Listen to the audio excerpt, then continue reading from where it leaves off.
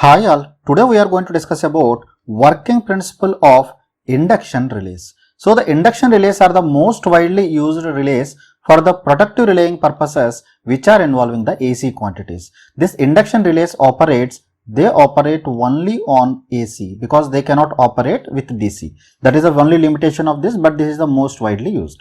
So the basic working principle of this one is the torque is produced when one alternating flux reacts with the eddy currents induced in a rotor by another alternating flux of same frequency but displaced in phase with respect to the first one. So in order to analyze this, I am taking a small piece of a metal.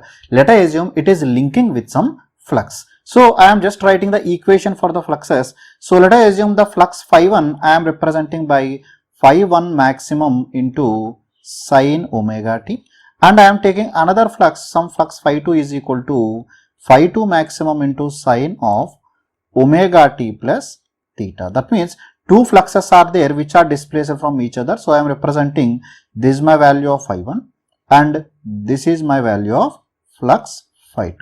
Getting this one? So phi2 is leading with respect to flux phi1. So now let us take for example the fluxes are linking here. So I am taking the flux phi1 here. So this is my flux phi1 that is linking with this one. So whenever the flux phi1 is linking with this turn, because it is time varying, linking with a disk, automatically the EMF will be induced in this as per the transformer action. We know that EMF will be lagging behind the respective flux by 90 degrees. You agree with me? So because of the phi1, the EMF will be induced, that EMF will be lagging behind this flux by 90 degrees. Let us assume that EMF that is induced I am representing by V1. So whenever the voltage is induced in that, so that will produce the circulating currents in such a way in order to oppose the cause. So because of this voltage there is some circulating current.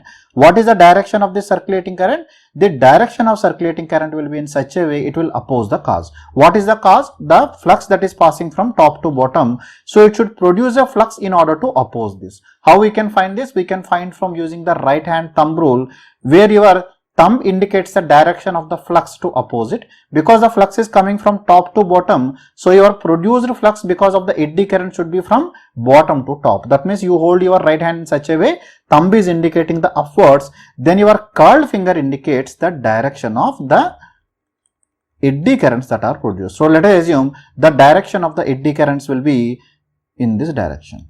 Agree with me? So this will be the direction of the eddy currents, the curled fingers, because they will try to oppose the cause. So this I am representing by I1. This I1 is produced because of the flux phi1. So I think it is clear up to now. So let us assume there is one more flux. So the some flux I am taking, there is second flux phi2. So because of the flux phi2 also, the EMF will be induced in this conductor, and it will also try to oppose it. Only difference is there is a phase displacement between them. So let us assume the flux produced because of this, the eddy currents that are produced will be like this. So again the direction will be same, the direction will be in this way. So this is due to the flux phi2, the current I2 is produced. That means due to the flux phi2, the voltage is induced in your disc. So let us assume that disc is the purely resistive only, it doesn't have any inductance. Let us assume it is made up of a non-magnetic core, it doesn't have any self-inductance. So in that case the current will be in phase with the voltage. So I am taking this as I2.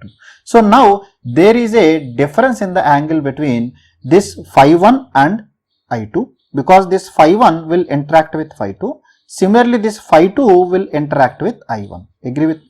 So they will interact with each other. Because of the interaction of these two, the EMF will be, or the torque will be produced in this. So how to find this? So this can be again found in this way. A current carrying conductor is kept in a magnetic field, then it will experience a force. So now we can take that this flux phi1 will interact with the current produced by the second one. That means the flux phi1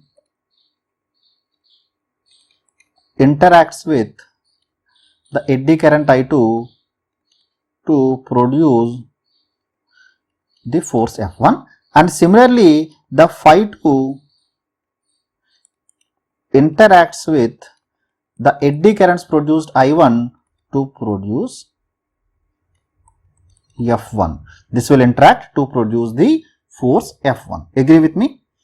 So because of this force, so the EMF is going to, or the net force is going to apply. So how to get the direction of the first? First we will analyze logically. After that I will derive the same thing in the mathematical form. So now the direction of force can be found by using the Fleming's left hand rule. So hold your left hand in such a way, your pointing finger indicating the flux because the flux is coming downwards.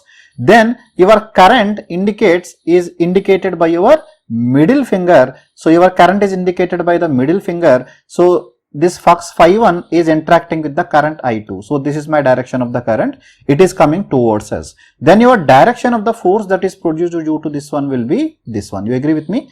This is my force F1. So similarly, the force, because the flux phi2 will interact with I2, again apply the Fleming's left hand rule. So pointing finger indicating the flux, it is coming downwards, and the current is going away from us because the value of this I1 is this one. This is going away from us. So this is my direction. So automatically the direction of force produced by this will be F2 will be like this. So both the forces are in opposite direction. So the difference of these two fluxes will give you a resultant flux. In that particular direction, your torque will be produced or resultant force will be produced, and your disc will start moving in that direction. So let us try to derive this mathematically so that the concept will be completely clear to you. So now the value of the current I1, which is proportional to the EMF induced V1 or E1, this is proportional to d phi 1 by dt. Agree with me? So this will be equal to phi 1 maximum into d by dt of sin omega t becomes equal to cos omega t. Agree with me? So that is the value of the current. Similarly, the value of I2, which is proportional to E2, this will be equal to d phi 2 by dt. This will be equal to phi 2 maximum into cos of omega t plus alpha. Cos of omega t plus alpha. We have taken alpha or theta here. So let me go back. So we have taken this angle as theta, right? So we will take angle as theta only. So I am just erasing this one. So let us take it as theta. So up to here the current is clear to you. So now the force is produced due to the interaction of the flux produced by the first one, that means flux phi 1, interacting with the current 2, that means I2. So this is my flux 1. Similarly, the force 2 is produced due to interaction of this phi 2 interacting with the current 1. So these are the two forces, and your resultant force that will be proportional to difference of these two forces. You agree with me? So difference of these two forces, let us assume F2 is leading. I am taking F2 minus F1 for calculating this one. So F2 minus F1 I am taking. Getting this one? So let us try to substitute the values. So when you substitute the values, so your resultant force that is proportional to phi 1 maximum into phi 2 maximum into cos omega t into sine of omega t plus theta minus phi 1 maximum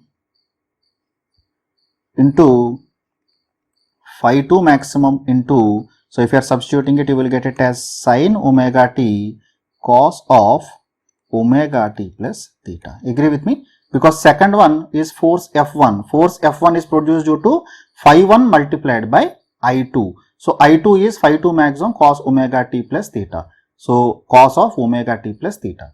Getting it? So the value of this phi 1 will be equal to sin omega t. So same thing I have substitute. Phi 1 maximum sin omega t multiplied by phi 2 maximum into cos omega t plus theta. Same thing is the case for the second one. I hope up to here it is clear to you. So the difference of these two things, if you calculate this one, this is of the form, this is proportional to phi 1 maximum into phi 2 maximum into cos omega t sin of omega t plus theta minus sin omega t cos of omega t plus theta.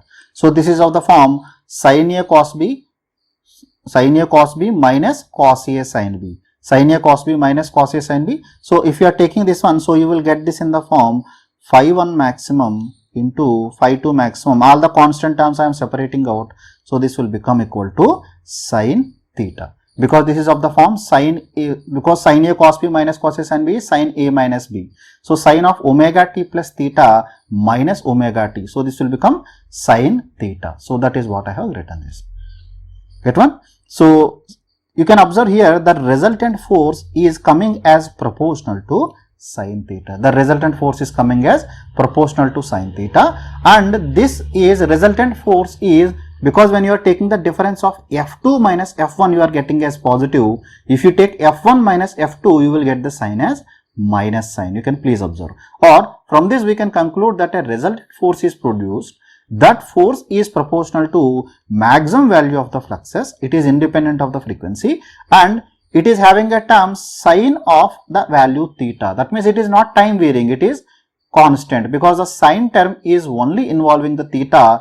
It is independent of the frequency or the time term. So we can tell that the force is having a constant magnitude and it depends on the value of what is the phi 1 maximum, what is the value of phi 2 maximum, and sine of the angle between these two fluxes. So let us try to make the observation from this one.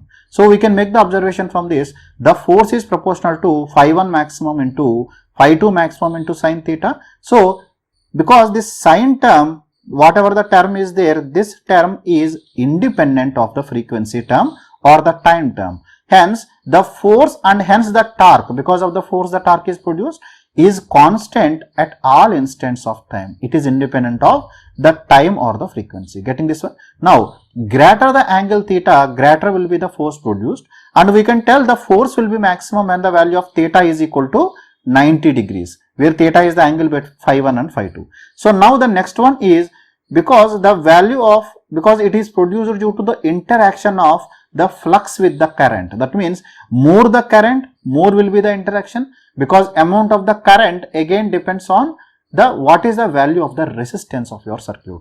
So let us assume V is the EMF induced in your rotor divided by this is the resistance for eddy currents. Resistance for eddy currents, and this V is the induced voltage. So the I is proportional to induced voltage by resistance for the passage of eddy currents. So that's why the resistance of your disc or the rotor should be as minimum as possible. We know the two materials which have the less resistance will be copper and aluminum. In practice they are used for conductors, but due to the light weight, because the aluminum has a light weight, so automatically torque per weight ratio will be, the more torque will be produced for a given weight in aluminum compared to copper. So that's why aluminum is used in practice for the rotating part. So the direction of the force will always be from the leading flux to a lagging flux. So whichever flux is leading, from that leading flux to the lagging flux side, your torque will be produced or the force will be produced and your rotor will rotate. So in this case, because the gap between the stator and the rotor or the stationary part and the rotating part is always fixed or is constant, so the air gap in the magnetic circuit is constant, they have more reset to pickup ratio which will vary from 0.95 to 1 as compared to the attracted armature relays. Because in attracted armature relays, as the armature is pulled towards your electromagnet, the air gap is decreasing. When the air gap is decreasing, automatically torque will increase. That means the torque is not constant or the force is not constant, it will change with the change in the air gap. Because as it is moving near to your armature or your core, then automatically the air gap is less. So automatically reluctance decreases and force increases. So it is not constant. But that is not the case with induction relays. So the induction relays are widely employed for protection against overloads, short circuits, earth faults on transmission and distribution lines as well as in industrial plants. So how this type of torque can be obtained? That means how the induction type of relay can be constructed. Induction type of relay can be constructed in three different possible structures. One is the shaded pole structure, or this is also made up of the disc. A disc will rotate in between, and there is one more whatever meter structure or double winding structure. This is used for power measurement in your homes. That means watt meters in your home, that means energy meters in your home are based on this principle. They will have the double winding structure. There will be upper magnet and lower magnet, two windings will be there. Whereas in the case of shaded pole structure, single winding only will be there and a shading ring will be used for producing the phase difference between the 2 fluxes, and in both the cases there will be a disc. That disc will rotate in the center. That's why this is also disc type. Then one more type is used, induction cup type structure. This induction cup type structure construction will be similar to that of your induction motor type. That means a rotary part, it will be rotating. That means circular motion will be there. It is unlike the disc, because here it will be circular. It will be resemble something like your induction motor. So each of these structures I am going to discuss in the next class. I hope the basic working of induction type relay is clear to you. If you still have any queries, you can leave your comments in the comment section below. I will answer to your queries from there. Thank you very much.